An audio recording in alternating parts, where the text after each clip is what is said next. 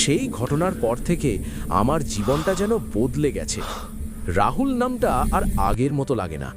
রাতে ঘুম ভাঙলে কানে বাজে সেই আস্তে আস্তে ডাক, রাহুল থেকে যাও না।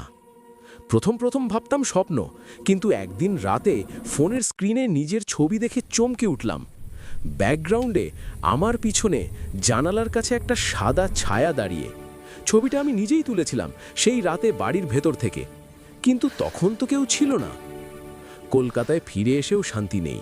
বন্ধুরা বলে ওসব মনের ভুল, কিন্তু আমি জানি সে আমাকে ছেড়ে যায়নি, সে আমার সঙ্গে এসেছে। এক রাতে বাড়িতে একা, বিদ্যুৎ নেই, মোমবাতি জ্বালিয়ে বসে আছি। হঠাৎ দরজায় খটখট শব্দ। আমি উঠে গেলাম। দরজা খুলতেই বাইরে কেউ নেই, শুধু ঠান্ডা হাওয়া। ফিরে এসে দেখি আমার খাটের পাশে মেঝেতে একটা তাজা পায়ের ছাপ, ধুলোর মধ্যে, যেন কেউ এইমাত্র দাঁড়িয়েছিল। আমি আর সহ্য করতে পারলাম না। সিদ্ধান্ত নিলাম আবার যাব সেই গ্রামে। এবার একা নয়, দিদির ছেলে আর 2 বন্ধু নিয়ে আমরা 4 জন। গ্রামে পৌঁছে সেই পুরনো বাড়ির সামনে দাঁড়ালাম। দিনের আলোয়ও বাড়িটা ভয়ঙ্কর লাগছিল। আমরা ঢুকলাম। এবার টর্চ নয়, লণ্ঠন আর ক্যামেরা, সব কিছু রেকর্ড করব। সিঁড়ি দিয়ে উঠলাম, দোতলার সেই ঘরে গিয়ে বসলাম। আমি বললাম, যদি তুই সত্যি থাকিস দেখা দে। প্রথমে কিচ্ছু হলো না, তারপর আবার সেই পায়ের আওয়াজ, ধীরে ধীরে। এবার 4 জনেই শুনলাম। আমার বন্ধু রাহুলের ক্যামেরা চালু ছিল। স্ক্রিনে দেখা গেল ধুলোর ওপর পায়ের ছাপ পড়ছে একটা একটা করে, কিন্তু কেউ নেই। হঠাৎ ঘরের কোণে আলো কাঁপতে লাগলো, একটা সাদা শাড়ির ছায়া। এবার চুল সরিয়ে মুখ দেখালো, চোখের গর্ত দুটো কালো, কিন্তু এবার হাসি নেই, মুখটা কাঁদছে। সে বলল, তোরা এসেছিস কেন? আমাকে একা ছেড়ে দে। আমি বললাম, তুই আমাকে ছাড়িসনি কেন? আমি তোকে কি করেছি? সে ধীরে ধীরে কাছে এলো। তুই আমার মতো হয়ে যাবি, তুই আমার সঙ্গে থাকবি।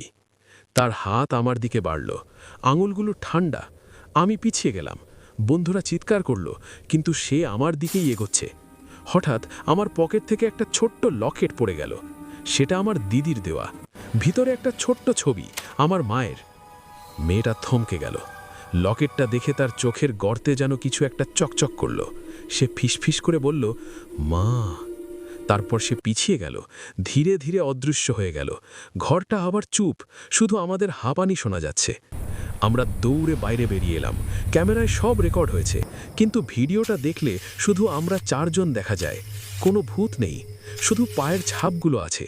আর শেষে একটা আওয়াজ, ধন্যবাদ। আমি আর কখনো সেই গ্রামে যাইনি, কিন্তু এখন রাতে আর ডাক শুনি না।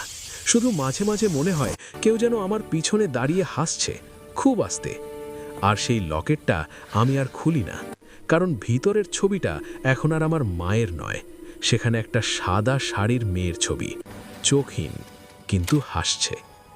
ভয় লাগলে জানিস তো বন্ধু, কখনো কারো আত্মাকে ধন্যবাদ দিস না, কারণ সে হয়তো তোকে ছেড়ে যেতে চায় না।